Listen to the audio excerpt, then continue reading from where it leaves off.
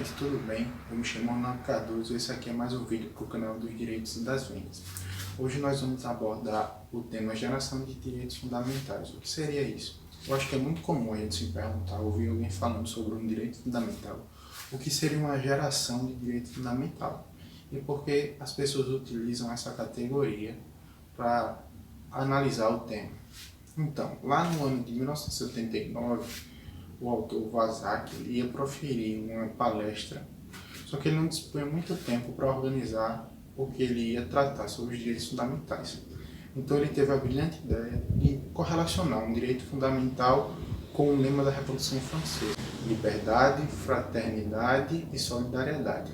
Então, os direitos fundamentais de primeira geração são tidos como direitos fundamentais que o Estado deve se abster de atuar, garantindo que o cidadão possa resguardar a sua liberdade.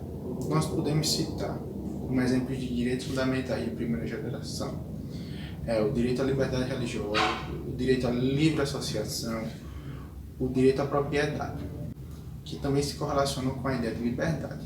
Já os direitos fundamentais de segunda geração são os direitos fundamentais no qual o Estado precisa prestar uma atuação positiva, garantindo alguns direitos para o cidadão. E isso se correlaciona com a ideia de fraternidade. Alguns direitos fundamentais só podem se materializar, se concretizar quando o Estado atua em conjunto, podendo garantir e resguardar a vida, a dignidade humana, a saúde, a previdência social e a educação.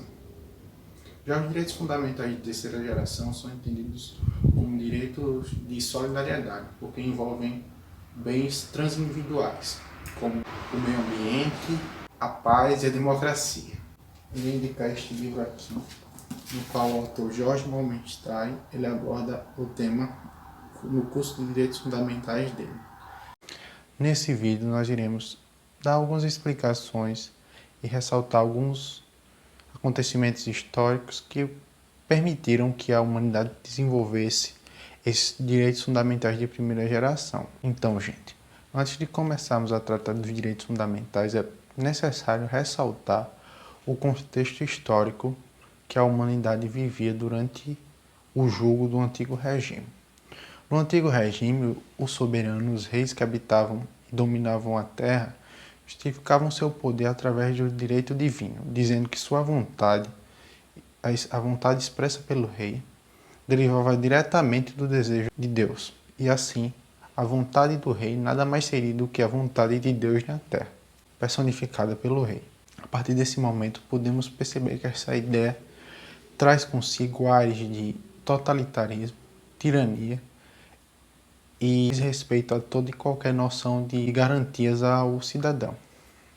Assim, não é raro perceber que isso vai desaguar em violações, torturas, extorsão do patrimônio do cidadão. É importante ressaltar que também nessa quadra histórica, o Tribunal do Santo Ofício da Inquisição, a mando da Igreja Católica, começava a perseguir os hereges, em especial os judeus, para tentar conversão, e se isso não ocorresse, condenar a uma pena, a penitência por heresia. É necessário ressaltar que o Tribunal do Santo Ofício, ele funcionava sem respeitar qualquer ideia de procedimento ou devido processo legal. Ou seja, se o procedimento acontecia de maneira sigilosa, sem a menor ideia de publicidade, se valendo da confissão mediante tortura como prova máxima que justificava uma condenação. Então vemos que isso não é sequer democrático ou aceitável num Estado que deve se pautar pelo regime da lei. Mas é importante ressaltar que nesse momento histórico não tínhamos essa noção. Então, a sociedade como um todo começa a se revoltar e clamar por garantias legais que pudessem controlar o poder do Estado e garantir direitos de liberdade e gozo da propriedade. Nesse sentido, é importante ressaltar a contribuição de Martinho Lutero. Lá no ano de 1517, ele escreve o livro dele chamado As 95 Teses, que ele começa a criticar a Igreja Católica e, em especial, o comércio de indulgências, demonstrando que, na verdade, a Igreja legitimava esse poder, a soberania, pois recebia privilégios para manter essa ordem social. A partir daí, já no século XVIII, os filósofos iluministas, como Rousseau, Montesquieu ou John Locke, eles partem de uma premissa que a ciência e a racionalidade seriam instrumentos para alcançar a verdade.